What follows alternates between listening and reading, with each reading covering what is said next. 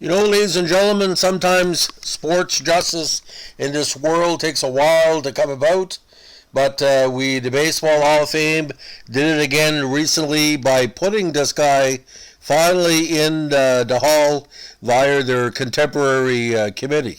Now, we knew Roger Clemens and Bonds was not going to get in because of their connection with the steroid scandal, but this guy was more than deserving. Part of two of the greatest trades in Major League Baseball history. The crime dog himself. The Yankees made a mistake by trading him. Toronto did right to trade him because it led to two World Series, and Atlanta did right to get him because it led to their only World Series in their 1990 dynasty. Of course, we have to be talking about Fred Stanley McGriff, better known as Fred McGriff. Now, born Halloween 1963, is an American former first baseman in MLB who played for 6 teams from 86 through 2004. He was one of the most consistently productive power hitters of the 1990s, posting over 80 runs batted in every year from 88 through 2002, and became the first player since the dead ball era to lead both leagues in home runs. The AL in 89 and the NL in 92. A 5-time All-Star, he was named MVP of the 94 All-Star contest after his pitch hit home run at the bottom of the ninth, tied the score at 7-7, with the NL winning in 10 innings. He finished in the top 10 in voting for the league's MVP player every year from 89 through 94, during which he led the major leagues in home runs. After spending the first third of his career again with the Blue Jays after coming over in a trade from the Yankees, we'll talk about that in a second, he was eventually dealt to the San Diego Padres as part of the Fernandez side of the deal for Joe Carter and Roberto Alomar.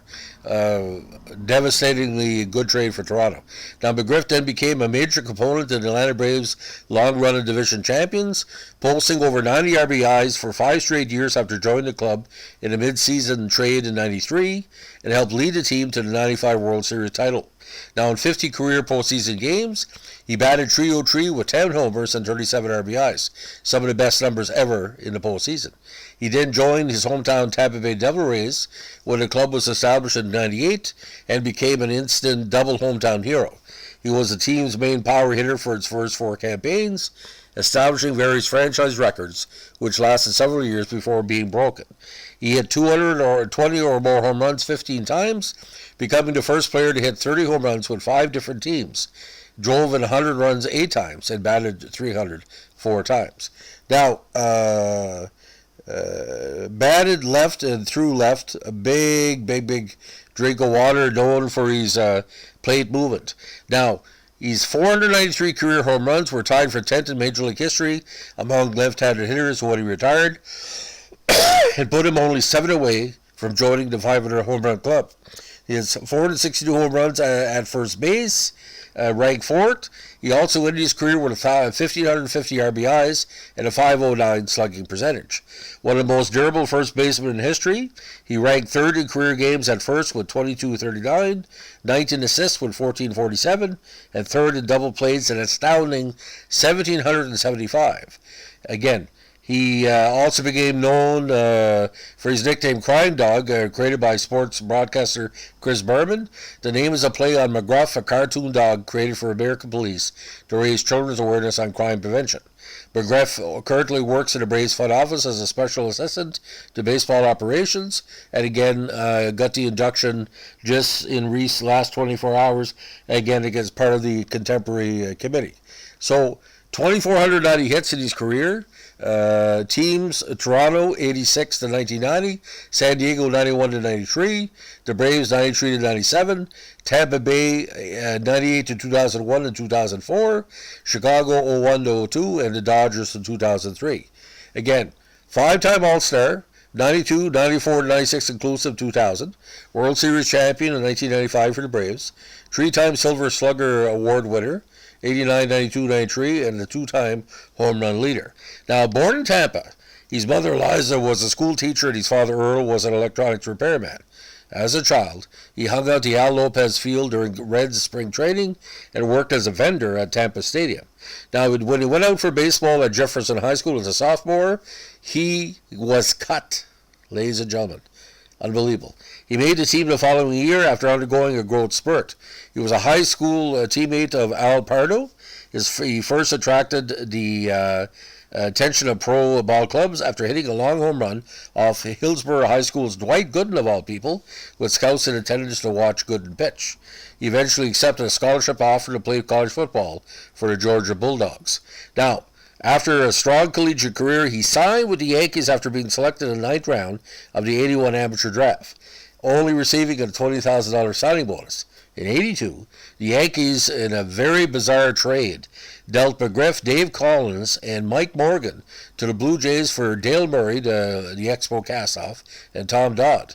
The trade is now considered one of the most cited deals in baseball history. In 2006, baseball historian Rob Nair, and if you can still find the book, it's quite interesting, wrote that the trade was one of the worst of all time. The idea of McGriff being traded before he hit his talent didn't make a lot of sense to a lot of people. Now, McGriff contact at the plate was impressive. He had aspects of Reggie Jackson, a little bit of Frank Thomas, and a little bit of Kluszewski, and a little bit of George Foster. So, like Nye wrote again that the trade looked particularly lopsided because one of the few instances that a player of McGriff's talent and stature was traded before getting to the majors. At the time, the trade appeared to make some sense from the Yankees' perspective, since McGriff was blocked from first base by Don Mattingly. Nonetheless, the Yankees didn't get nearly enough in return. Murray only won 3 games in 3 years with the Pinstripes and was out of baseball by 1986. Dodd was released at the end of the season, and apart from a month with the Orioles in 86, he spent the remainder of his career in the minors. Before McGriff became a regular Major League Baseball great, Ted Williams took note of his power in a batting practice session during spring training and noted he was drawn to McGriff when he heard the sound of a ball leaving McGriff's bat, which kind of mimicked his style. Now, he played his first game at first base on May 17, 86, and he got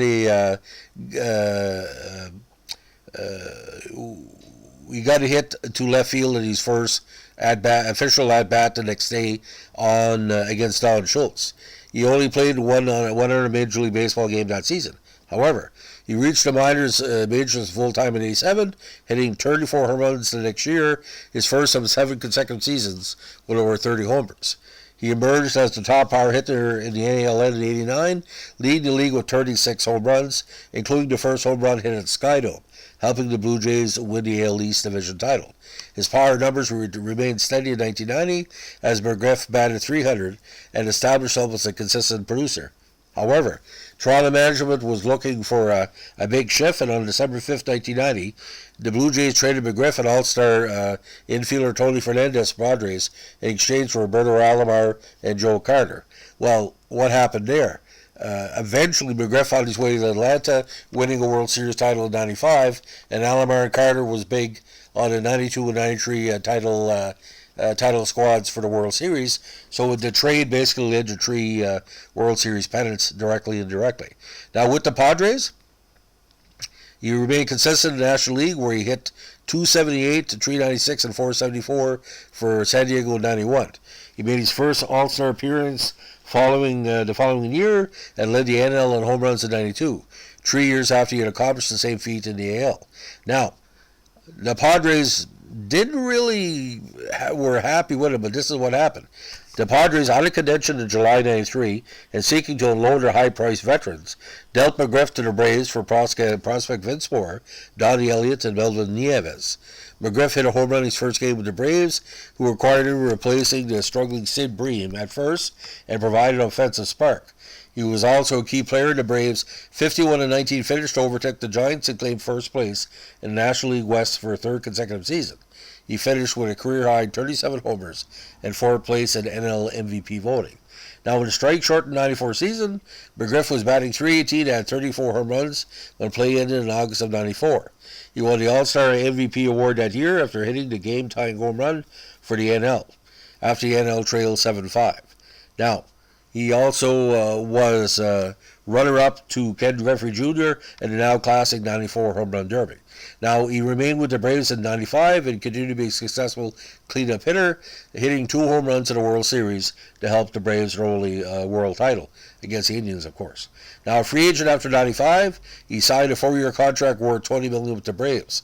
Now, he got the team to the World Series again in '96, built on his 107 RBIs. He also had 22 homers that year. Now, he was eventually called out on strikes by umpire Eric Gregg on a pitch thrown by Levan Hernandez during the '97 NLCS, which was the last significant event for McGriff as a member of the Braves. The team allowed him to be picked up by expansion Devil Rays after the season, again a salary dump. Now, the Braves didn't protect McGriff in the draft, but he was not selected. The Braves eventually traded McGriff to expansion Tampa Bay Rays for the player to be named later after the draft. Now, he batted .278 with 19 homers in his first season with the Rays. His numbers experienced a minor renaissance in '99, where he hit .310 with 32 homers. Now, with the Cubs in 2001-2002, the Cubs decided to take a big chance and get him for the trade deadline. He waived his no-trade clause to allow himself to be dealt to Chicago on July 27, 2001, for Manny Ibar, the player to be named later. With the Cubs, he hit 12 homers in 49 games, but the team did not make the postseason. Now, in 2002, he had 30 homers with the Cubs, which eventually led to a 1-year contract with the Dodgers for 2003. Now, 22 homers shy of 500 for his career, the 40-year-old McGriff only hit 13 with a .249 average and spent a significant amount of time on the St. Louis. Now, during spring training in 2004, the Devil Rays re-signed McGriff. He ended up with a porous .181 average and had just hit 2 home runs in a sporadic play from the end of May until mid-July. The Devil Rays eventually released McGriff on July 28, 2004, 7 homers shy of 500. Now, there was some talk he was going to sign with Toronto, but it didn't plan out. Now, he did officially declare his retirement during spring training in 2005, when he received no calls from any teams requesting his services. Now, in management, he joined the Devil Rays as a special advisor in January 2007, where he stayed with them until 2010. He eventually joined the Braves as a special assistant to baseball operations department in 2015, mostly working with their minor league players. Now, he and Gary Sheffield are the only players ever hit at least 30 home runs in one season for 5 different teams, and McGriff was 30 home runs in 10 campaigns. Now, he accomplished this feat with Toronto 3 times, San Diego twice, Atlanta, Tampa Bay, and Chicago 1 each.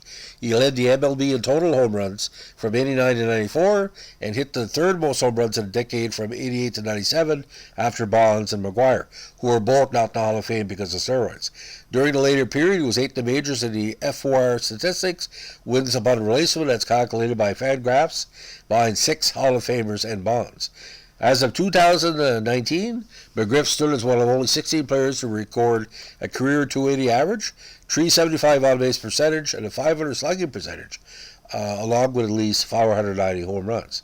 Now, first-year eligibility to the Hall of Fame was 2010, but he was bypassed the last 12 years. In his first year, he only got 21.5% of the vote, which just fell way short of the 75% requirement for induction, but surpassed the 5% threshold for continued eligibility on future BBWA ballots. Over the next 4 years, McGriff's vote percentage ranged from a high of 23.9 to a low 11.7. He remained eligible through 2019, when his time in the ballot expired after 10 unsuccessful appearances. On his final ballot, McGriff achieved his highest vote total of nearly 40%, still short of the necessary 75%. However, on December 4, 2002, it was announced that McGriff was unanimously elected by the Contemporary Committee to the Baseball Hall of Fame, and bypassing Bonds and Clemens and Rose and everybody else. Now, also known for a very important program, he appeared in commercials for something called Tom Emanski's Baseball Fundamentals, training videos in '91. The commercials ran for over a decade on ESPN, making him the longest running sports infomercial on television. Now, ladies and gentlemen, I saw McGriff in Toronto. I saw McGriff in San Diego, Atlanta, Tampa Bay, Chicago, LA. I don't know of any moment he disrespected the fans. He tooted his own horn, caused a problem for anybody. If anything, he was the perfect ambassador for baseball. Now, Frank Thomas was like that too.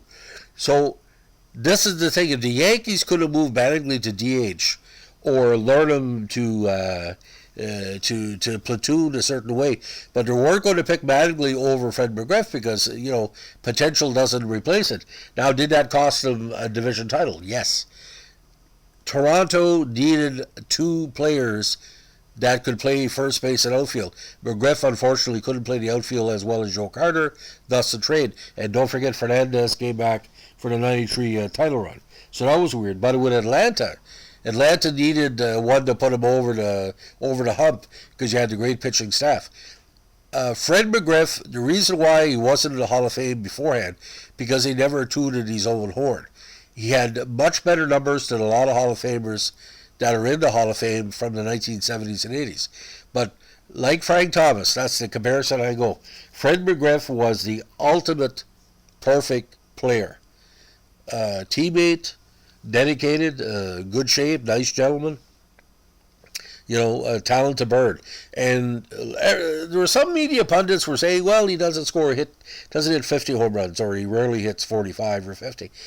Every year, 35 to 40 home runs, hitting 300, 90 to 120 RBIs, and scoring like 80 runs and maybe, stealing 10, 15, 20 bases.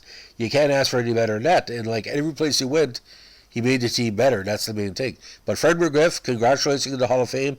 Not too often we get a kind of, I wouldn't say a Toronto prospect, but I'm telling you something, ladies and gentlemen, the Yankees had dumped so much talent in the 60s and the 70s and 80s. My God. It just boggles the mind if we kept those players. But, Steinbrenner, what do you think? It's the way it goes. So, ladies and gentlemen, it's our latest on our Baseball Hall of Fame podcast. If you like what you're doing here, give us a like, comment, or subscribe, or share. Thanks for listening, and again, congratulations, Crime Dog, or as we say in Toronto, D franchise. You were the franchise for a while, but even franchise can get traded. Thanks for listening. Bye.